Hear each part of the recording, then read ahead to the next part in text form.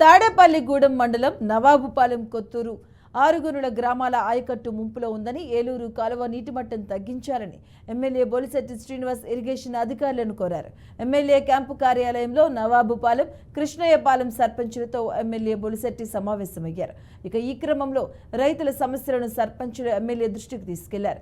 ఏలూరు కాలువారి నీటి మట్టం ఎక్కువగా ఉండటం వల్ల 20 రోజులుగా పంటలు నీటిలోనే ఉన్నాయని తెలిపారు. ఈ సమస్యకు శాశ్వత పరిష్కారం కోసం ప్రణాళికలు సిద్ధం చేయాలని ఇరిగేషన్ అధికారులను ఎమ్మెల్యే బొలిశెట్టి ఆదేశించారు.